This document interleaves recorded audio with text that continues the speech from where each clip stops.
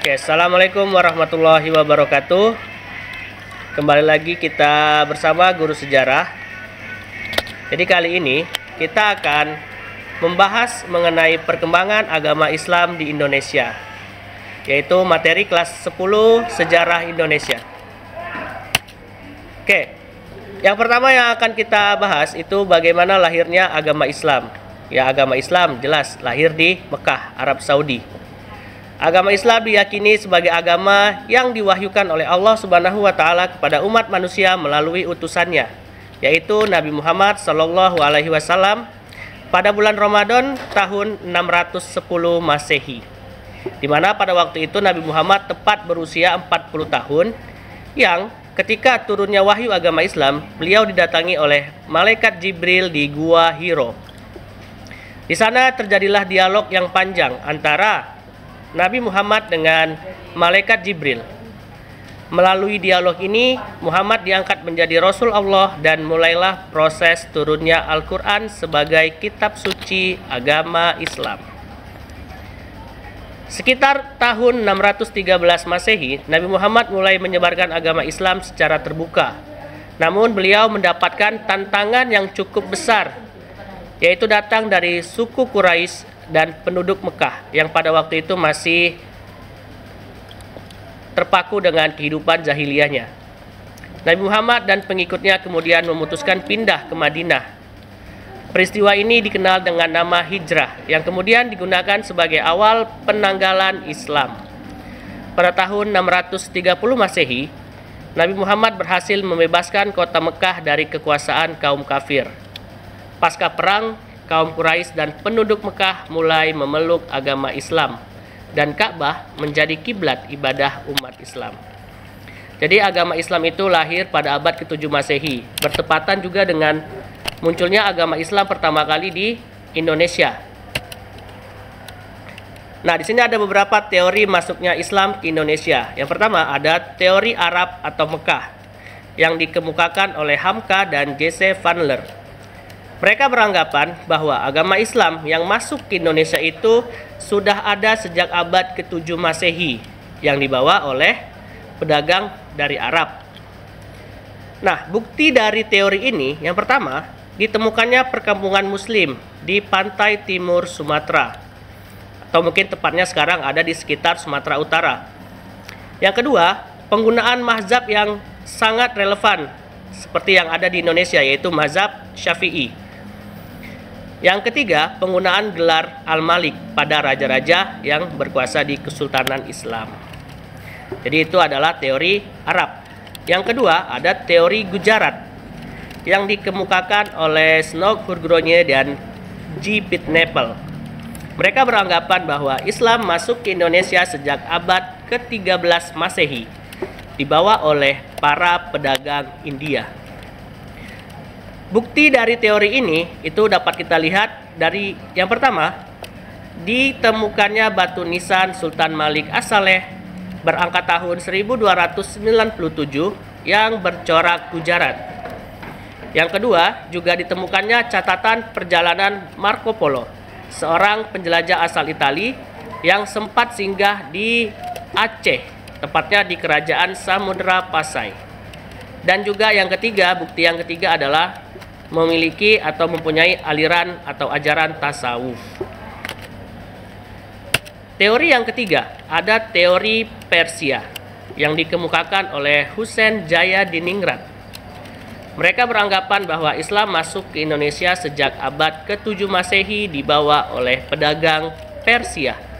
Persia itu sekarang menjadi Iran, ya. Bukti dari teori Persia itu adanya kesamaan budaya terkait peringatan 10 Muharram atau upacara tabut. Yang kedua, makam Fatimah binti Maimun di lereng Gresik yang bercorak Persia. Teori yang keempat ada teori dari Cina atau Tiongkok, dikemukakan oleh Slamet Mulyana yang beranggapan bahwasannya Islam masuk ke Indonesia sejak abad ke-9 Masehi, dibawa oleh pedagang dari Kanton, Cina yang datang ke Indonesia. Bukti dari teori Cina ini adalah yang pertama, penulisan gelar Raja-Raja Demak dengan istilah Cina, yaitu Raden Patah, yang merupakan keturunan dari Cina. Yang kedua, catatan perjalanan atau kronik, yang menyebutkan bahwa pedagang Cina yang pertama kali menduduki pelabuhan-pelabuhan di Indonesia. Jadi, dari keempat teori yang ada, kita bisa mengambil kesimpulan dengan menggabungkan 4 teori tersebut, di mana kesimpulan yang bisa kita ambil, Islam masuk ke Indonesia sejak abad ke-7 Masehi, ketika Islam itu baru lahir di Mekah. Ketika baru lahir di Mekah dan berkembang, sampailah pengaruhnya ke Indonesia melalui para pedagang.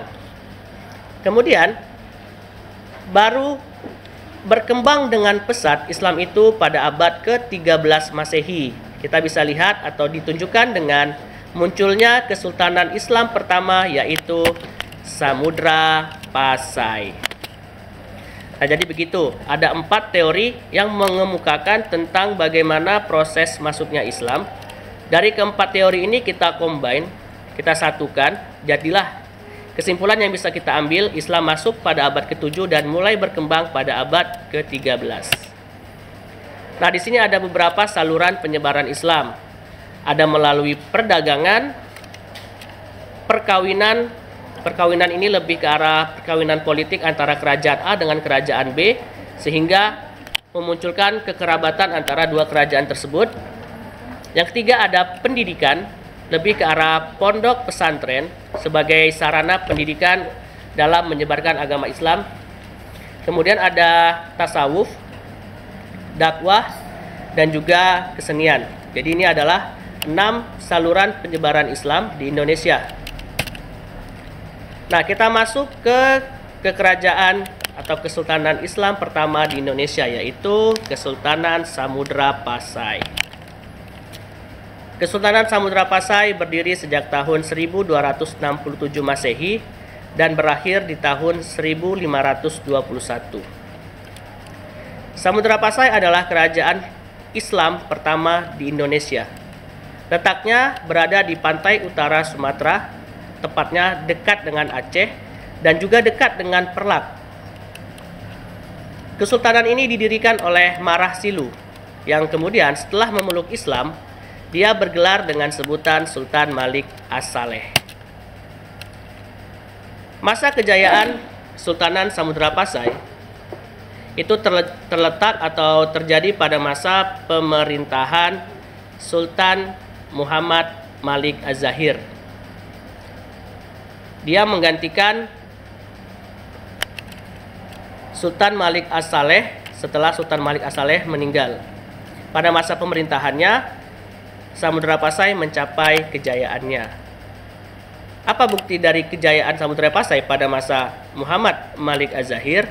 Samudra Pasai menjadi pusat perdagangan internasional yang ramai dikunjungi oleh para pedagang dari berbagai benua, seperti Asia, Afrika, dan Eropa. Hal itu tidak terlepas dari peran Selat Malaka sebagai bandar transito internasional pada waktu itu, di mana mempertemukan para pedagang dari berbagai penjuru dunia dalam rangka untuk memperjualbelikan barang dagangan mereka. Kehidupan sosial masyarakat Pasai telah diatur menurut aturan dan hukum Islam. Pasai juga memiliki peran besar dalam penyebaran agama Islam di Nusantara. Kemudian Pasai juga banyak mengirimkan ulama dan mubalik untuk menyebarkan Islam di Pulau Jawa. Jadi penyebaran Islam di Pulau Jawa, Sulawesi maupun Kalimantan itu tidak terlepas dari peran Kerajaan Samudra Pasai sebagai Kesultanan Islam pertama di Indonesia. Seperti itu. Akhir dari Kerajaan atau Kesultanan Samudra Pasai. Kemunduran atau kehancuran dari Samudra Pasai tidak terlepas dari serangan Kerajaan Majapahit, yang pada waktu itu Kerajaan Majapahit di bawah pimpinan Hayam Wuruk dengan patihnya Gajah Mada memiliki sebuah keinginan untuk menguasai seluruh Nusantara di bawah kekuasaan Majapahit, sehingga dengan munculnya Kerajaan Samudra Pasai yang terletak di pantai Sumatera atau tepatnya di Aceh, mau tidak mau Majapahit harus bisa menguasai kerajaan tersebut. Kemudian selain serangan dari Kerajaan Majapahit, kerajaan Samudra Pasai juga runtuh akibat adanya serangan dari Portugis.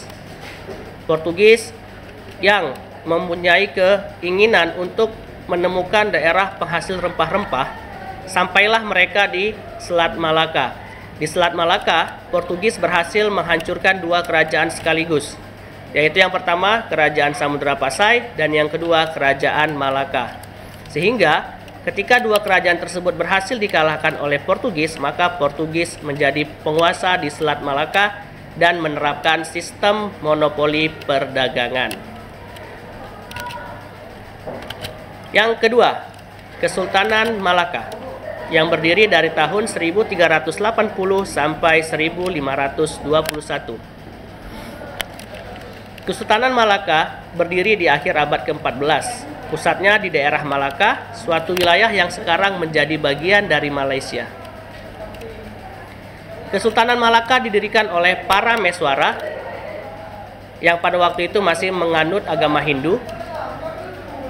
Para Meswara adalah pangeran dari Sriwijaya, yaitu putra Raja Samagi, yang berhasil meloloskan diri ketika Sriwijaya diserang oleh Majapahit tahun 1377. Para Meswara ini sebelumnya menganut agama Hindu, kemudian memeluk Islam dan merubah namanya menjadi Iskandar Shah. Beliau adalah peletak dasar dari Kesultanan Malaka. Masa kejayaan dari Kesultanan Malaka itu terjadi pada masa pemerintahan Mansur Shah. Pada masa pemerintahannya, beliau berhasil menaklukkan beberapa wilayah yang ada di sekitar Malaysia. Sekaligus pada masa pemerintahan Mansur Shah itu hidup pahlawan legendaris Melayu yang bernama Hang Tuah. Di bawah kekuasaan Mansur Shah, Malaka sepenuhnya menguasai Selat Malaka baik di semenanjung Malaya maupun pantai timur Sumatera. Oke, jadi cukup sekian materi untuk kesempatan pada kali ini. Selanjutnya kita akan bertemu di video berikutnya. Tetap semangat. Salam Historia.